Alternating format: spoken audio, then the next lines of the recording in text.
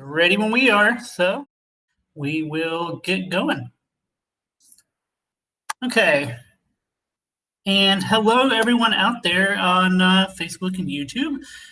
Thanks for joining us tonight. I'm Justin Hicks. I'm Indiana Public Broadcasting's workforce development reporter. And tonight we're going to talk through the latest on unemployment here in Indiana. So at IPBS, we've been receiving a lot of questions for information on the newest federal unemployment benefits program called Lost Wage Assistance, or LWA. And we're also going to talk about how Indiana plans to make them available to Hoosiers. So the plan tonight is to give you a quick update, answer a few of those questions you've sent us over the past few weeks. Then we're going to dive into some recent data trends and then talk to some guests who are watching unemployment really closely, even hear from a job training and reemployment program that's doing their part to fix some of this. So without further ado, let's just sort of jump in with a quick summary of where we are right now. So the extra $600 benefits underneath the CARES Act expired in July 25th here in Indiana. So the Lost Wage Assistance Program benefits, they came from the White House, and they stepped in to sort of try to fill that gap there. Only people who are eligible for $100 or more of unemployment benefits each week under any of the programs, that's PUA, that's regular unemployment insurance. If you're eligible for unemployment insurance, no matter what the program is, if you are making $100 more under that, you are eligible for that extra $300 benefit called LWA. So in Indiana, that applies for July 26th, the week of July 26th, through the week ending July 15th. And the reason for that is because that was when it basically goes right back to the very date when the $600 cut off in Indiana. So the $600 cut off on July 25th in Indiana because of the way that our unemployment kind of calendar comes into play. So starting July 26th, through August 15th. So it's still going to take a couple weeks for the state to finalize the software. They've said that it's going to take them, this was a week or two ago, I think they said 2 to 4 weeks. So I would give it another 1 to 3 weeks or so before the state can kind of catch up and recode the software to make those payments. So it's not going to be, right away, but it should be coming.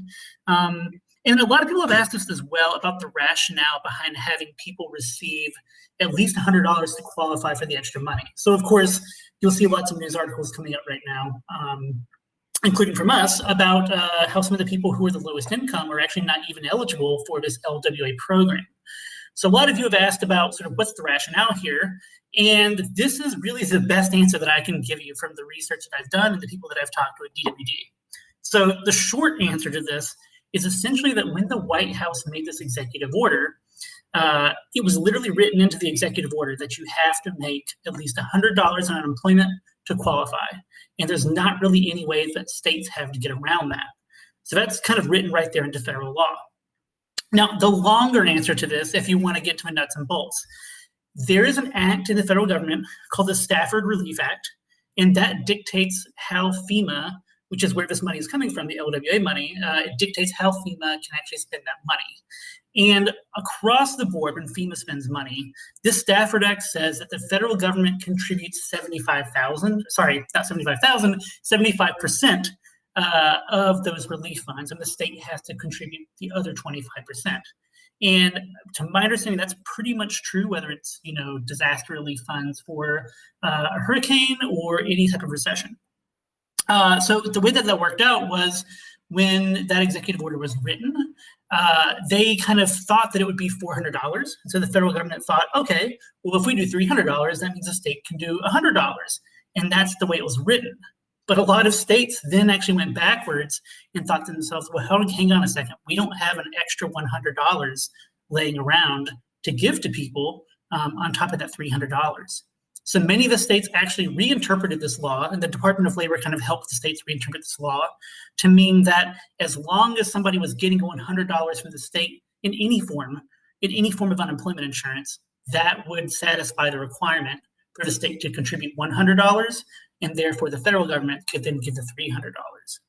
So that's kind of nuts and bolts, maybe a little too technical, but that is sort of the explanation for that rationale. And I think bottom line here for you, if you're watching here in Indiana, is that essentially that was a federal decision. The state had really nothing to do with that, and they have to follow these rules that come down from the federal government to use this money. So one thing I wanted to play for you really quickly is just a little clip from an interview I recently had with Josh Richardson at DWD. He is the chief of staff over there, and he told me a little bit more about how Indiana specifically came to this decision to not offer the additional $100 in order to make that grand benefit total of $400. So let's take a listen here, and maybe this helps explain it a little bit more too. I mean, we didn't need congressional authorization, as far as I can tell, to use state funds to pay people extra. So the $100 sort of just became arbitrary, right? Once they decided that the 25% match worked. Now, one you're talking about, that was probably somewhere between $400 and $700 million that the state would have had to come up with through December. Now, not through the 4 or 5 weeks that are funded, but so it came with this gigantic price tag for which there was no funding source. I think also, but I think belief that the unemployment rate itself is continuing to move. I think there's also, I would reference just slightly the fact that there were some studies that indicated early on that, as many as 2/3 of the people on benefits were receiving more than they did while working. And I think that there was some interest in trying to figure out what does $300 in Indiana look like, and where does it get us in terms of the replacement of people's wages, and the fact that there will still be a substantial number of people that are at or above 100% wage replacement. I think all of those things all sort of factor together to say, look, the 300 is a good number. It's one that we know has the funding for it, and there's no reason for us to wait to make a decision on this program when the feds are allowing us to make the $300 payments on their dime.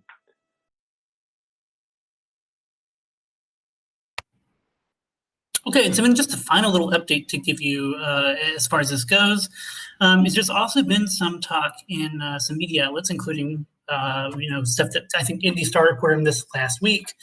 We reported on this before as well. There's been some talk and some worry about Indiana actually running out of potentially money to pay for unemployment benefits. And so one thing I want to say, kind of first of all, with big bold sign here, is that if you are receiving unemployment benefits, you don't have to worry about Indiana running out of money for unemployment benefits. Legally, they have to pay you unemployment benefits. There's no way around that. Where this sort of story is coming from, though, is that Indiana does have an unemployment insurance trust fund, and that's what they use to pay these regular state unemployment benefits. That fund is getting kind of low, and one thing that we do want to kind of send you home with tonight a little bit is to show you that you can actually check the account balance yourself of Indiana's unemployment trust fund. You can go on Treasury Direct, Treasury as in the U.S. Department of Treasury, direct.gov, and search there for unemployment insurance trust funds. You can look at Indiana and go to account statement, and it literally shows you as soon as of yesterday, it'll show you exactly what the account balance is that Indiana has. So hopefully we can get that up on the screen for you. And as you can see, Indiana has about $83 million left as of yesterday to pay for the state unemployment funds. And again, don't worry. Indiana will probably, in fact, sometime either at the end of this month or early next month, they've basically already said that they're going to have to apply for a loan from the federal government, and they're going to refill that trust fund money. So no worries there. The only thing that could change potentially would be the amount that your employer would have to pay into the trust fund next year in order to refill that trust fund. It's a long story, but there's percentages, and as that fund gets lower, employers pay a little bit more into the fund. And then when the fund is really nice and you've got over $1 billion in there, then they say, you know what, we're pretty good on money. You can probably pay a little bit less. So it might change things for employers, but it should not change anything for you if you're unemployed.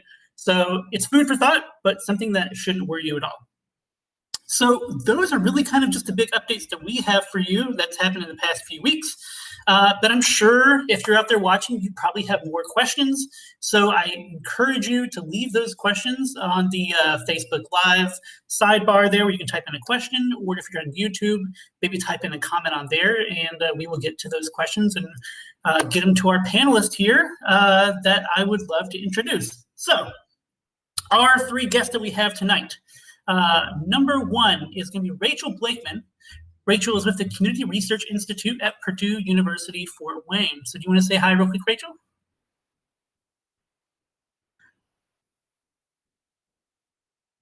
You're muted. Yeah, there you go. Yeah, no, sorry, I hit the wrong button. Yes, no, thank you for having me. I'm looking forward to being able to talk a little bit about what we're seeing on trends with unemployment numbers. Thank you. Absolutely. Thanks for being here. Number 2, we have Yesenia Tostado with Project Azul. And Yesenia, do you want to say a quick hello? Yeah, hi everyone. I'm happy to be here with you all this evening. Awesome. Thank you so much, Yesenia. And then finally, we have Mary McCloskey with us. Mary is an administrator of a Facebook group that's been helping folks around the state. And Mary, you want to say a quick hello, and then maybe I can ask you a couple questions about what you're seeing from folks in this unemployment group. Yeah. Hi, everybody. It's good to be here. Hopefully we can help get some stuff answered for everybody. So. Absolutely. Yeah. So, I mean, just to start off a little bit, Mary, I would love for you to kind of tell really briefly the story of this Facebook group in the first place for maybe people who don't know about it. I mean, it blew up, right? Yeah. Well, it started because I was off of work and I like to read laws and I pay attention to the news a lot. And I really just wanted to help people I knew, like coworkers and friends. And once I started it, I mean, it went from 100 people to 500 people, and now we're at 7,200 people. So that's really how it happened. So That's amazing. And what kinds of stuff? It's crazy. What kinds of stuff do you guys do in this group? How do you help each other? How does that work? Well, our administrators, we have 10 administrators, and we do a lot of brainstorming together or like researching the laws so we can give people accurate information. So when people come up with problems and they can't get answers or get through to the call center, we can actually look up the laws and reference the law to give them the correct information. So that's and we also try to keep up on the news, like with the executive order, we were watching that every minute, and as soon as it got published, we had it on there. So yeah. And to be clear, like this is none of your jobs. I mean, I'm assuming no one here has like legal backgrounds. This is like truly community driven kind of, right? Yeah, it's totally community driven. Yes, everybody is volunteering. All the research they do is voluntarily. We do have some people that can't do as much anymore because they're back to work, but they still, come in and help. So, I mean, yeah, it's completely voluntary. So, and we have a really good group of administrators, a really good one. So, yeah. That's great to see. It's great to see. So, I'm kind of curious. I know we've talked about this a little bit, but I'd love for you to kind of share with everyone what are some of the issues that we're sort of seeing currently, right now, today, the past few days. What's first and foremost in everyone's mind right now? Well, Sunday, after everybody filed their vouchers, a lot of people got eligibility issues, and many people were disqualified for fear of COVID was the reason that popped up on the determination notice. A lot of these people, fear of COVID doesn't fit the situation that they're in. So we're trying to figure out why they got these issues and why they've been disqualified. Many of them are being told that they're disqualified all the way back to March, and so they have huge overpayment amounts. So that's kind of where we're at right now. We've tried to reach out to DWD to try to get some answers on this. We're not sure if people should be appealing the decision or if they shouldn't be appealing the decision. Some people have been told yes. Some people have been told no. So we really just need to try to find out what they're supposed to be doing. I can't give good advice if I don't know what they're doing, what they're supposed to be doing. So.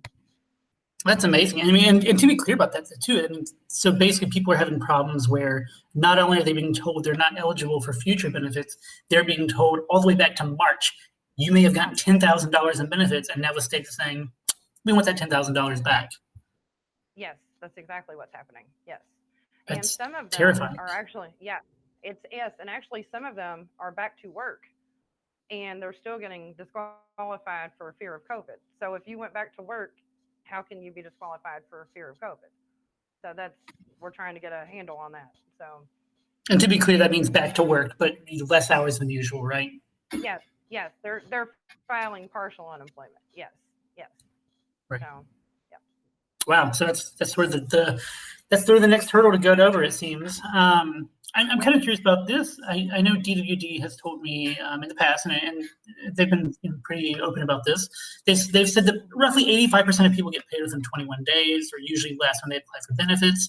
So I'm kind of curious, are you still hearing of people who have these backlogs, who are still waiting weeks, sometimes months, for their benefits at all? Yes. Yes, we have. There's hundreds of people in there that have been waiting since April. They can't get any answers. I don't think 85% of my group is getting paid. I guess that's what you would say. There's people that have been there since day one with me that I still see. I have a gentleman that the first day I started the group, he joined.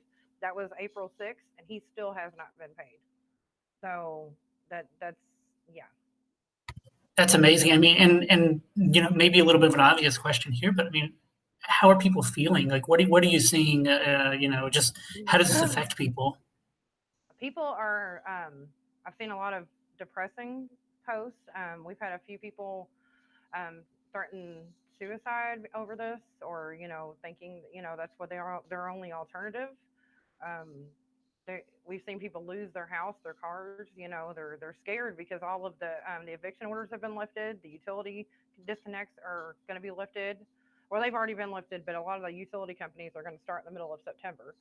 But yeah, I mean, people are losing their lives, because they can't get paid their unemployment, and so it's really sad. It's really sad, but at the same time, I mean, everybody tries to support each other, so that is one of the brighter sides, is that when that stuff happens, the group comes in and they all try to help support or give encouraging words. So that is a bright side of it, but it just, if you don't have that, or you don't know how to reach out, what could happen, it's really scary. That's really scary to all of us when that happens. So yeah, and I know one thing that I've noticed in reporting on this, and maybe you've seen this as well, is I kept hearing over and over from people when I was interviewing them. They were saying, basically, I'm not upset or mad at individual people here. I'm just really frustrated with the system. I think a kind of an example that I kept hearing from people was, it's sort of like, it's like when you call your cable company and you're trying to get something changed, you think they can just pull up your account and just, fix it right then and there, and they say, all right, you're all good. And this is not that, right? I mean, no. Would you say that, is it just sort of this general sort of, I don't know, maybe just sort of a general sense of just annoyance, or maybe annoyance isn't the right word, but just kind of being fed up with the system a little bit? Yes, I'm definitely seeing a lot of that. I think a lot of people, this is their first time ever having to deal with the unemployment system or having to deal with any type of assistance program. So this is really showing a lot of the downfalls of the system in general, and especially when you have this many people. I mean, it already didn't work that great, and now you have this many people trying to get it, and that's what's backlogging everything. So that. Right. Well, thank you so much for kind of that update here, and I'm sure we'll circle back here in a minute I'm sure we'll get some questions here. So we'll move on really quickly here to Rachel. Rachel, I know you work for the Community Research Institute. Can you tell us a little bit about that? Because when you go on the Community Research Institute website, you guys look at everything from warning sirens to food manufacturing. So how does unemployment fit into what you study? Yeah, so the Community Research Institute has had historically a focus on workforce development and economic development. So I've inherited that from previous directors. We've done some other things, as you noted, but this has been one that we've been taking a look at. And so I follow every month as I watch the numbers come out from the Department of Workforce Development, and then offer an opportunity for local media to get some perspective that helps them put it into context. So the familiarity that we have, obviously, we're in Fort Wayne, so we're very familiar with the Northeast Indiana market, less so in the rest of the state, but not to the point where we don't know what else is happening. Yeah, absolutely. And I have to say, as someone who lives in South Bend as well, and we talk pretty often, I know that a lot of what's going on in the Fort Wayne area with manufacturing also seems to echo here in Elkhart and South Bend as well. So very similar issues all across the state. So, I mean, given that, I'm curious, what what kind of trend are you seeing, for the most recent numbers? And what should we take away from that? Sure. Well, so I did some research looking at updated numbers and recapping what's going on. So if we look at it, the peak unemployment claims in terms of continued unemployment claims week over week was the week ending May 2nd. So it was right before the reopening orders started. So right at the end of the shutdown, we were at about 272,000 claims. For our point of reference, the high point of the Great Recession was the beginning of January 2010 at 279,500. So we did not cross over a new threshold in terms of total. The most recent data available, which was earlier this month, we have about 126,435 continued unemployment claims across the state. Now, remember, this doesn't mean that this is the same as being unemployed, because there were going to be people who will no longer qualify for unemployment claims because they've been offered the opportunity to go back to work and they have declined that. So if you're somebody who's at risk of COVID and you believe your job is a high risk situation and you opted not to go back to work, you're not going to be counted in that. Then I wanted to take a look and see where we're at in terms of industry profiles of the claimants. And we're actually pretty evenly split right now across the state between manufacturing and accommodations and food service. So it's either hotels and restaurants or manufacturing. It's a really interesting mix across like Northwest Indiana. Restaurants and hotels are number one. Manufacturing is number one for South Bend and Fort Wayne. Then when we get down to the southern part of the state, in terms of the Louisville area and Evansville, manufacturing and accommodations are almost evenly split. So it's a really interesting thing as we look across the state, what we're seeing on that. So manufacturing still is being hit hard.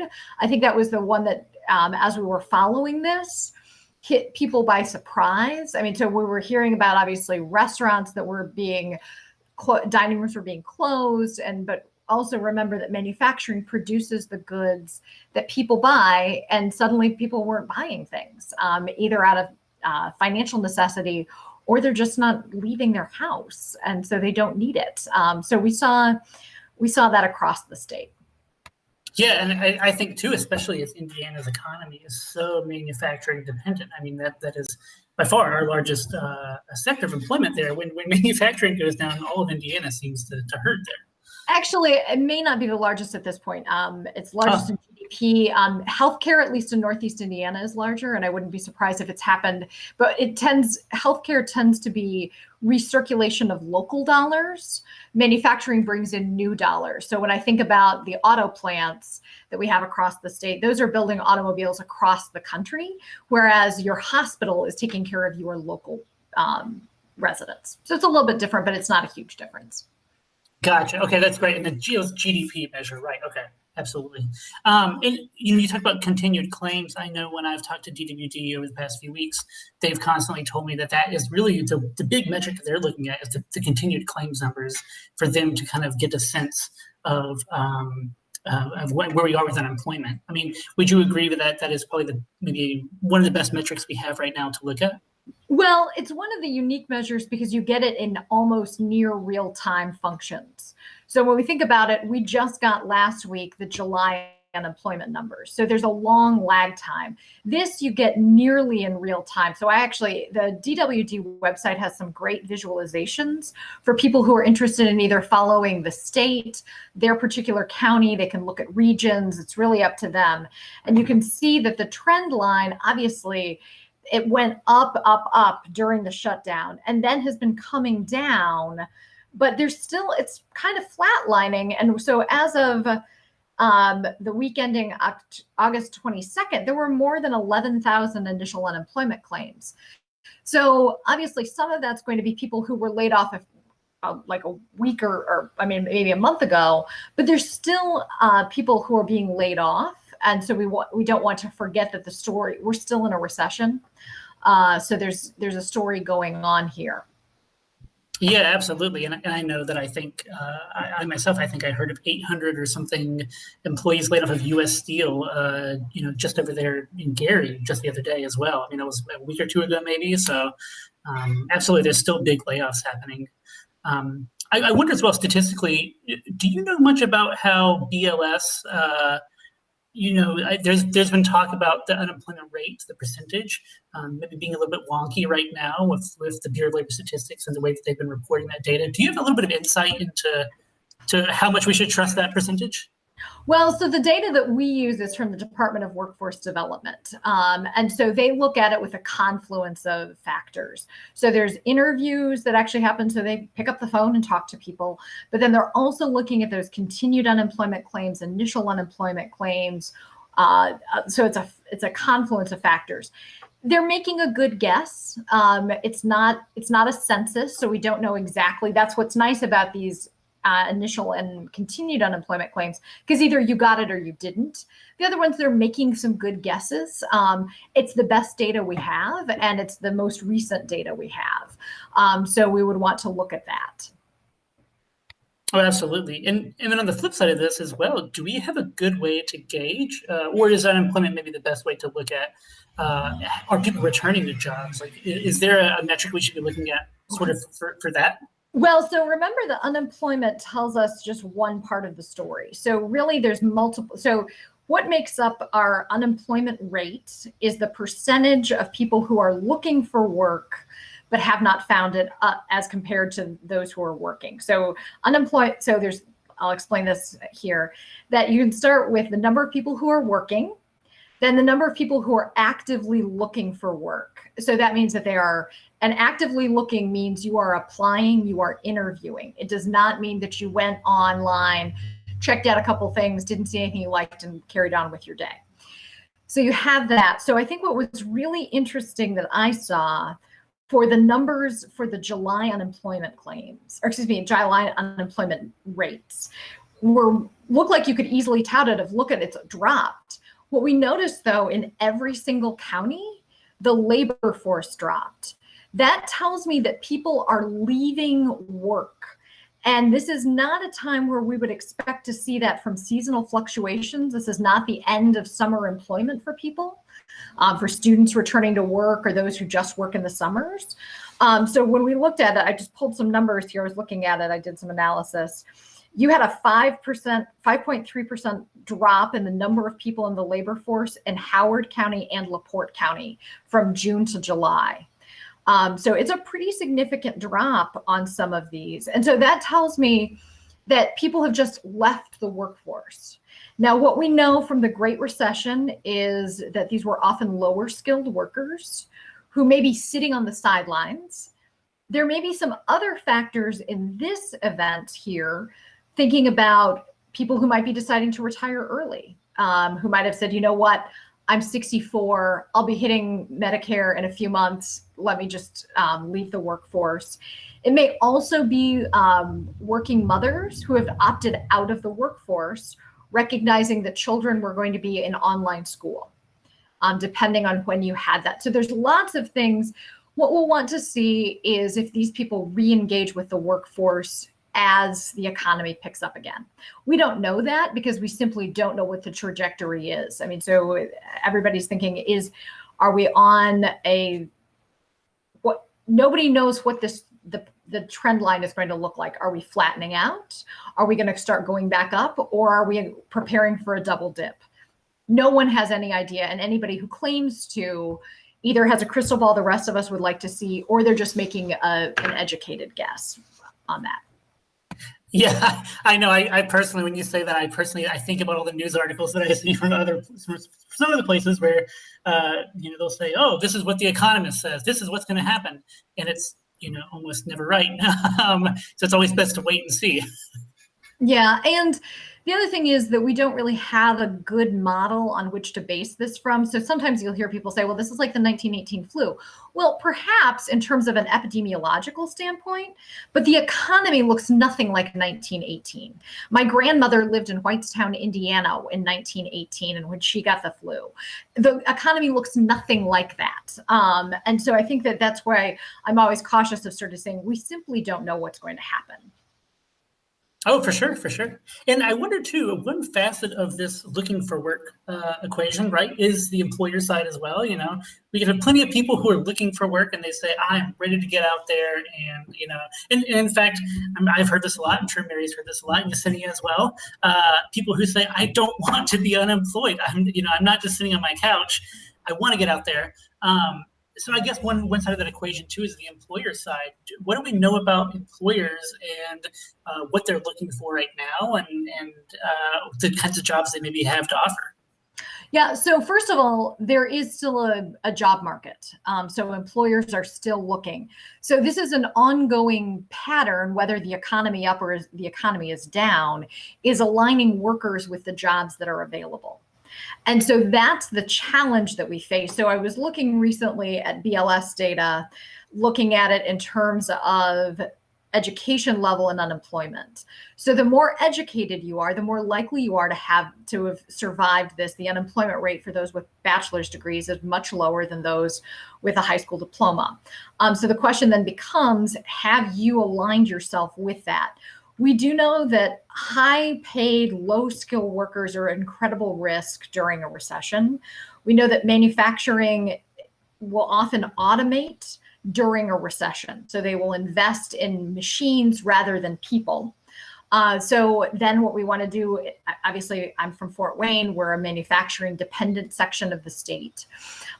So what I talked to our folks at Northeast Indiana Works in preparation for this, they're seeing employers actually use a lot of training dollars right now to get people ready for those jobs. And so that employer-based training function is really something. So employers are, based on the information I got from Northeast Indiana Works, is both optimistic and cautious all at the same time, much like the rest of us, because they're trying to decide if we're on the upward swing, they want to be ready, but you don't want to ramp up that third shift again if we're going to have a shutdown in October.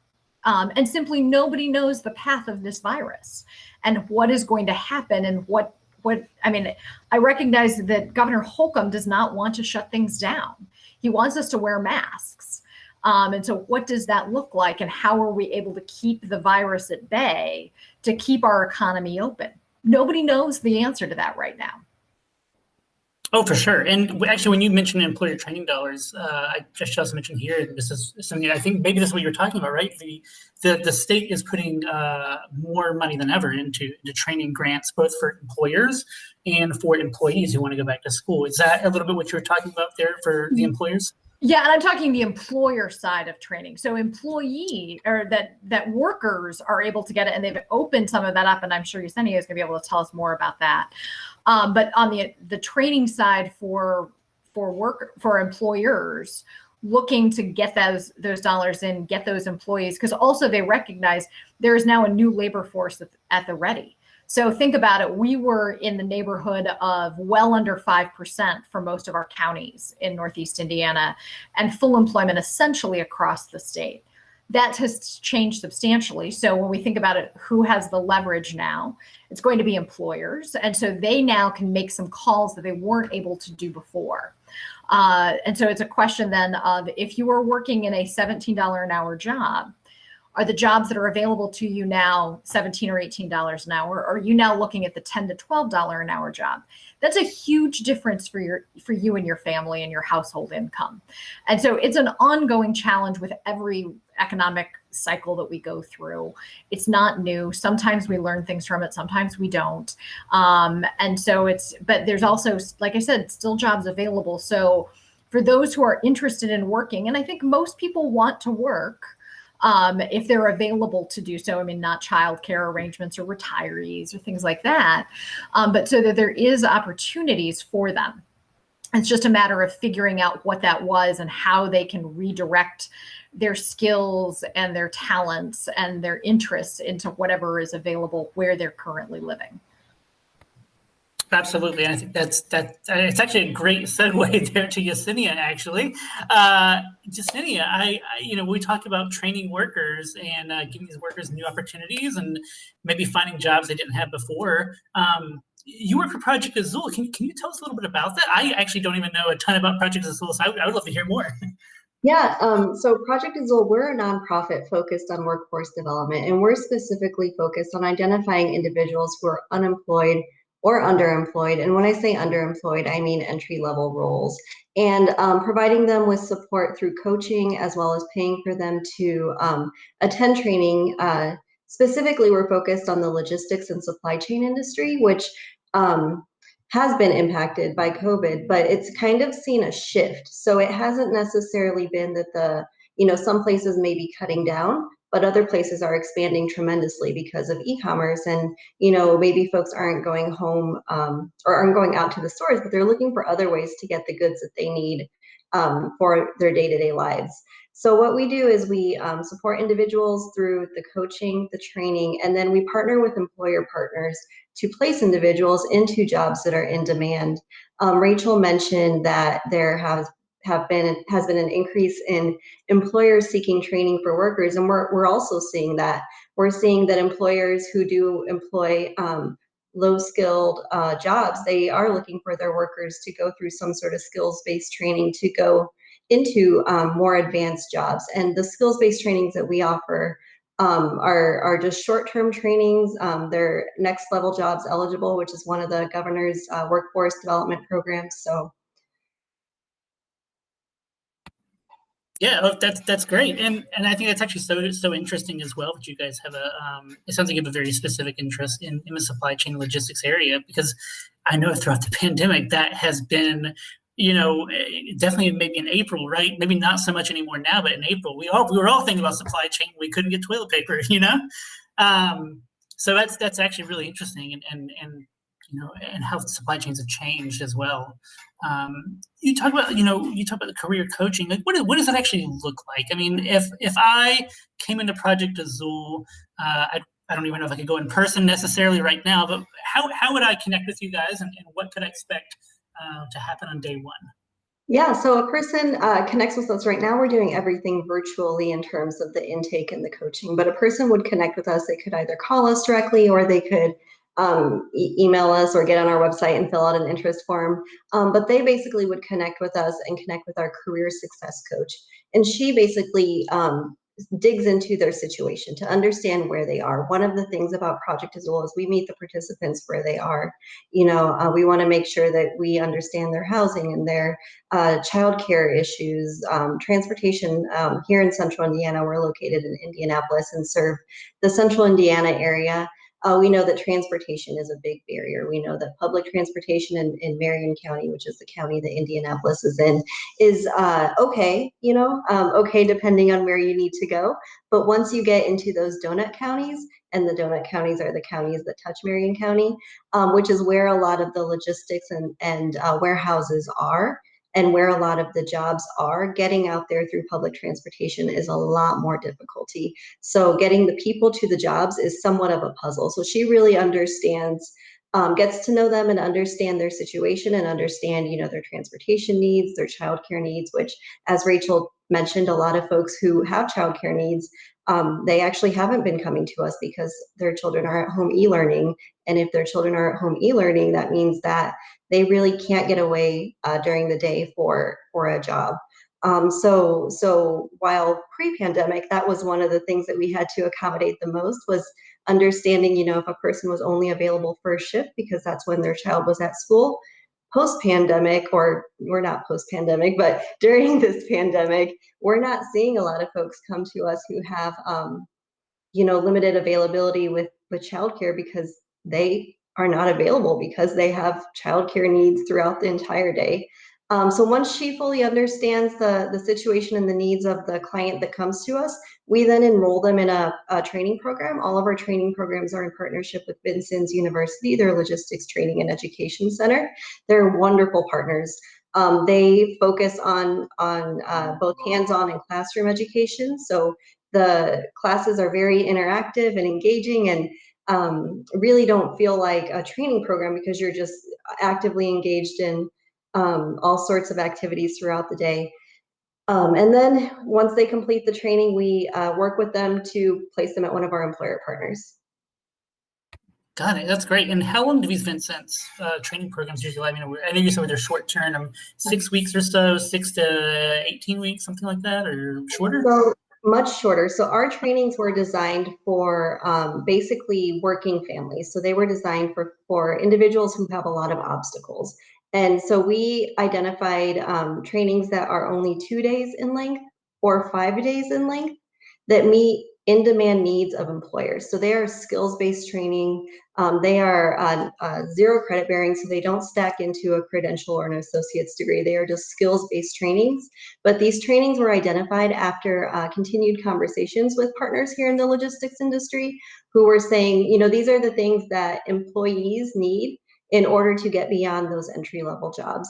And some of the skills that they need can really be achieved in those 2 to 5 day trainings. And then that actually, what we've seen is that that does put them on a pathway to career advancement. So we get them beyond that entry level job into that better job, and then that better job then puts them on that pathway to career advancement. That's great, and that's much shorter than I thought. I'm surprised. Yeah, I'm curious too. You talked about, you touched a little bit on pre-pandemic versus not post, like you said, but in pandemic, I guess. And you talked about one of the differences you saw was that you don't have people coming to you necessarily as much with childcare issues because those people are staying at home. Many of them are eligible for unemployment benefits at the moment under current laws. What other changes have you noticed from pre-pandemic to now? So other than noticing that, childcare isn't something that we are seeing in a lot of clients anymore because they likely aren't coming to us because of those childcare needs, we're actually not seeing a huge difference. We did hit pause on our trainings for about 3.5 months from mid-March through the end of June, and then relaunched at the end of June because our trainings are in person. But since we've relaunched our trainings, we've been filling our training classes. We've seen demand from our employers. So we continue to see a steady supply on both the employees who want to get into a new industry. Some of the folks that are coming to us were laid off during the pandemic, or they're looking to change careers into something that isn't, in a fragile industry. Specifically, I think of the service and tourism industry, which here, across the country was hit hard, but here, especially the convention industry was just tremendously impacted. So we're seeing folks who are looking to shift into a new career, specifically from those industries. But those are kind of some of the trends that we're seeing. Yeah, and I have to say I've noticed that myself, even in reporting, and the few people I've had the opportunity to talk to. A lot of them work in events. I talked to a guy who he remembered his last event was a monster truck rally, actually, in downtown Indianapolis, and that was the last event he was able to do. And COVID hit, and all the work was gone. So I'm curious. I mean, is that sort of the biggest industry that you guys see people coming from here after the pandemic, or are there others, food service, things like that as well, where people are switching from that career to another career in transportation and logistics?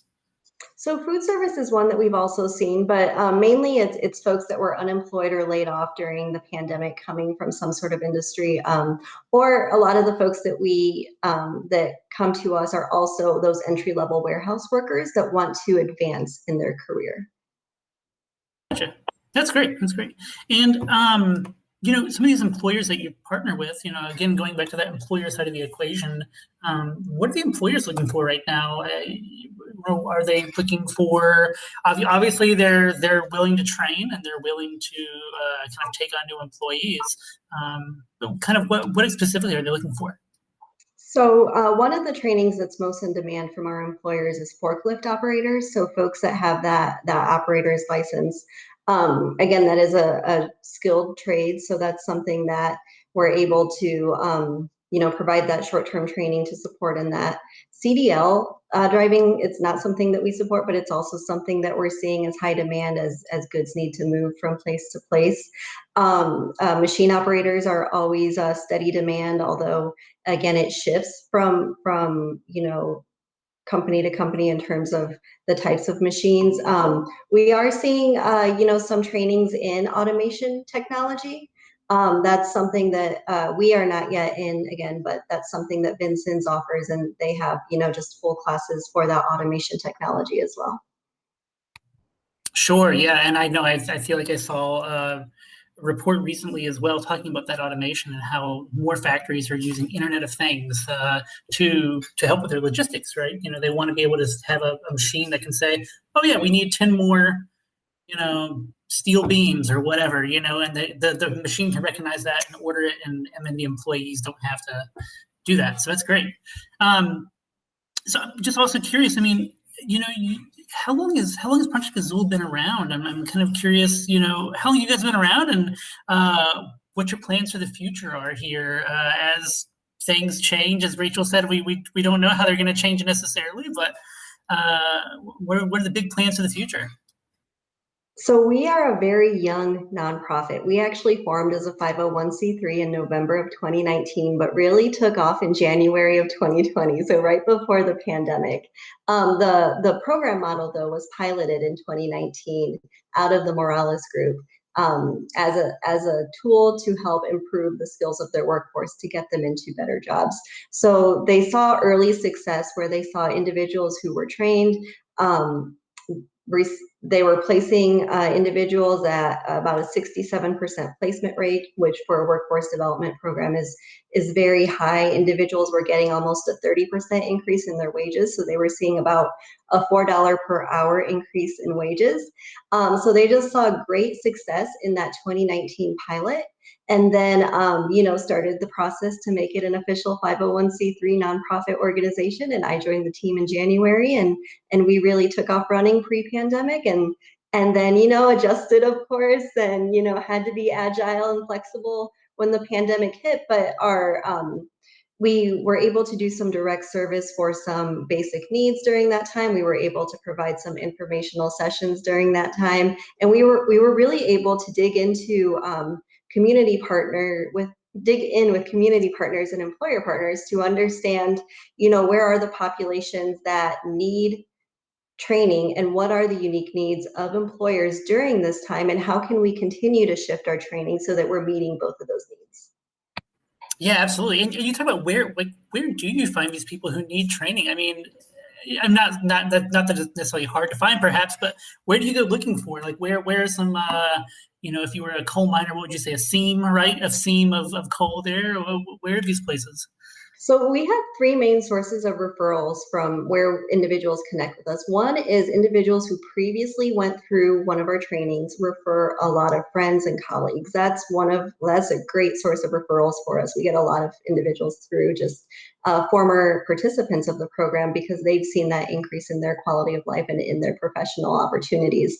We also get referrals from community-based organizations. So we partner strategically with community-based organizations that serve populations of all sorts. Immigrants and refugees are a large focus of our population. We also will serve underemployed individuals. So the neighborhood community centers where individuals go for like rental assistance or utility assistance or any type of monetary assistance, we partner with those organizations as well. We partner with Foster Success, which is an organization for foster youth aging out of the foster care system.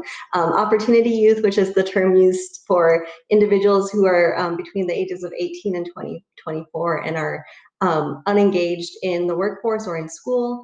And so just a number of different community organizations. And then also employers will refer individuals to us. So employers will identify individuals who are in entry-level positions who they want to promote, but that need additional training in order to get that promotion. So those are our three sources of referrals.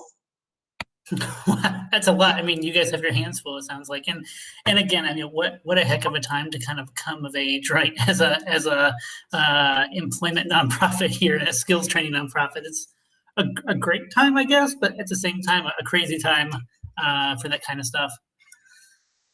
Yeah, it's been a crazy time, and I think we were blessed that the industry that we were already focused on wasn't tremendously impacted in terms of the jobs that are available. So I think I count my blessings very often for not being having to shift in all ways.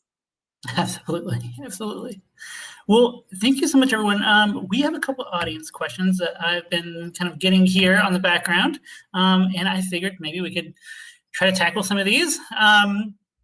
So one here from Mike, he says, what checks and balances are in place to keep claims investigators from just disqualifying an application and basically kicking the can down the road to the appeals department? So it's a very kind of technical DWD question. I wonder if, Mary, I don't want to put you on the spot per se, but I know you've done a lot of detective work on these things.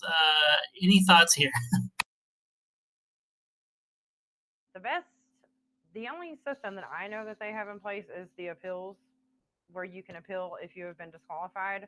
However, that is not working for a lot of people, because even if the claims investigator was wrong and you have to appeal it, then you could end up waiting more months until they make a decision. So I believe what Mike's trying to ask is if there is anything before the appeals. I don't know of anything. I think there should be, but I don't. That's all I know is the appeals. Yeah, sure. And I would probably say the same from my experience looking into these really technical issues as well. I mean, I'm sure DWD, I don't want to speak for them, but I'm sure they probably wish they had more claims investigators. I'm sure every workforce department does, because that would make things a lot easier for everyone right now. I would hesitate to say, and Mary, your sense of this would be good as well, maybe, but I don't believe, and I haven't heard of any claims investigators who I think are just kind of kicking down the road. It doesn't seem likely it's happening, maybe, but it definitely could happen. And the appeals process is there. It's a legal process. It's literally a legal court process, that you can use to protect yourself and get in front of a judge. Right. Yeah. I do. Yeah, I do think that there is a lot of, because a lot of these laws are so new, especially with the PUA program and everything. I do think that there is some mistakes being made because it is so new, and that's a lot of training to have to get into somebody that quick for, a job that they've already done for years, and now all the rules have changed. So I do think that's part of the problem there. So, yeah. We're talking about job training, and of course, how do you train for a job when the laws of your job keep changing? Yeah.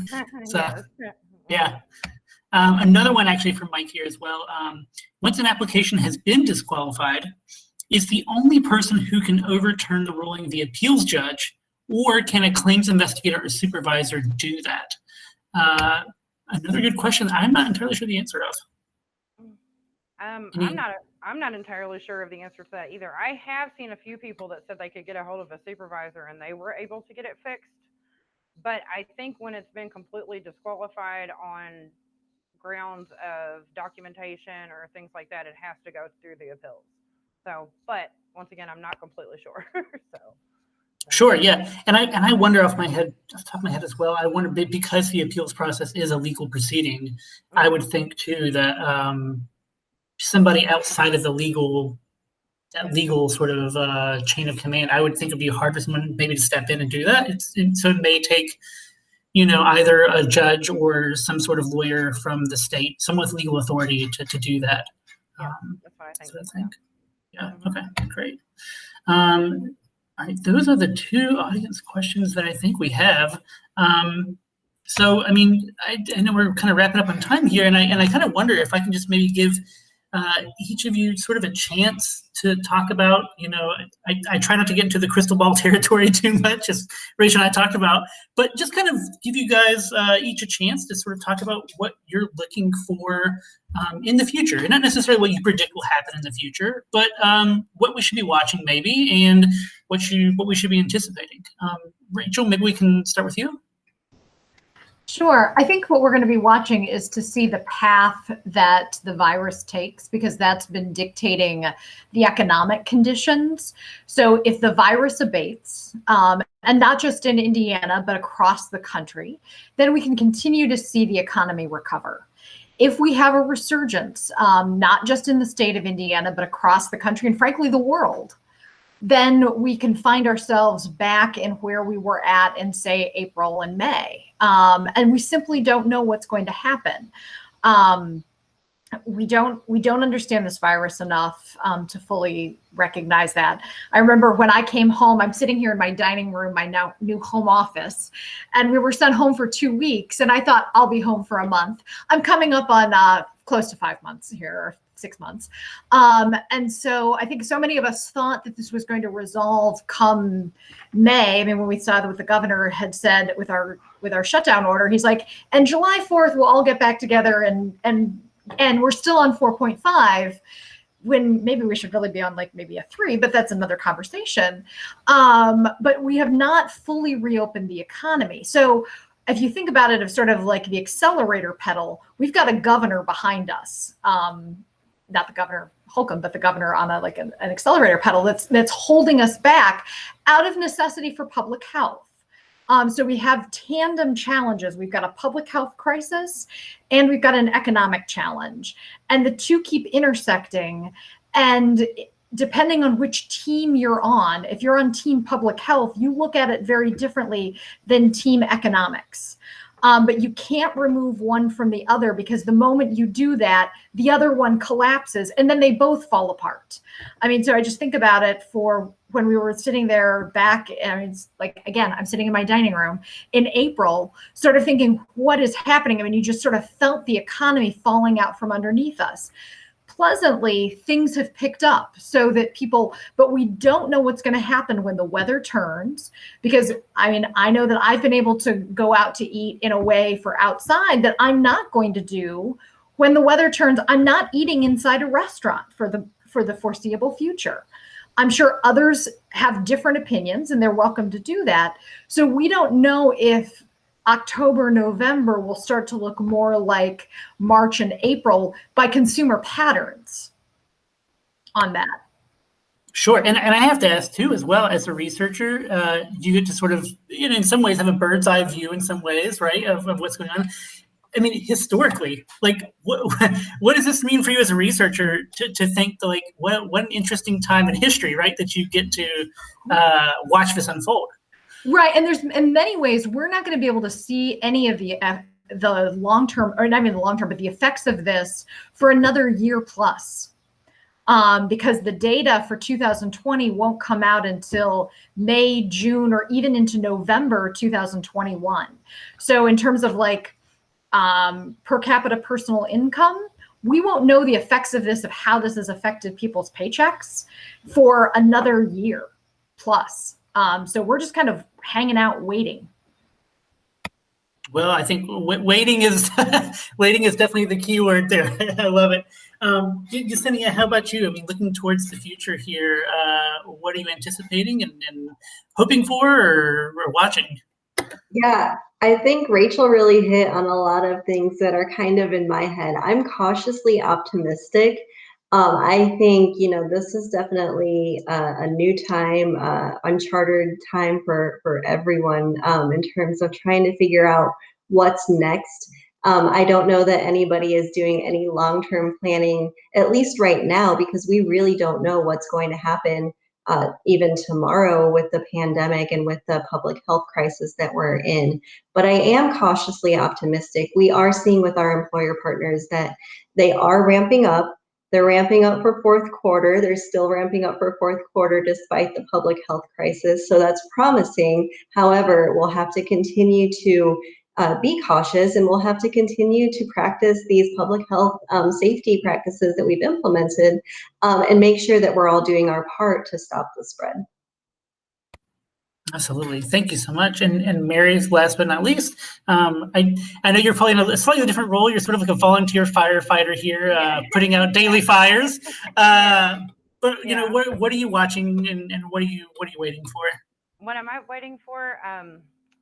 I'm concerned with the mental health of people right now, and that's really my biggest concern. It's not just that they get the money, but there's a lot that goes into not getting paid and not having a job that makes you feel like you have value, and that's what our main concern is right now, is to keep people, educated and to know what they can do so they can move forward. And I also think we're going to see a new way of work in the near future. I think that this will change everything, not just for right now, but I think now that we all see that we can do this from home, or we can do this like this, I think that we're going to see a new way of working. So yeah, Yeah, and pragmatically, I'll say too, I know one thing I'm watching, and I'm sure you are as well, Mary, is also just what is Congress going to do? Are we going to get a more permanent, $600 or whatever it is, boost unemployment benefits? So I'm sure you're watching that as well. Oh yeah, yes, I watch them all the time. Yes, yeah. Absolutely. Well, waiting and watching, that's kind of where we're all at right now. But we are kind of here at the end of the hour. And so I just wanted to thank each of you, Yesenia, Rachel, Mary, thank you so much for joining us tonight. And for all of you out there watching and listening, thank you so much for joining us. Keep checking back to your local NPR station for updates from me and the rest of the IPBS team on this and other topics, and stay in touch. You can do that by using the Indiana 2022 way. You'll get a text every week asking what information you're looking for, and we'll get to work answering those questions. That's, by the way, literally how this Facebook Live happened. It was from your questions, and we said, man, we've got a lot of questions, so let's answer them. So we really are trying to answer your questions. So join by texting that two-way.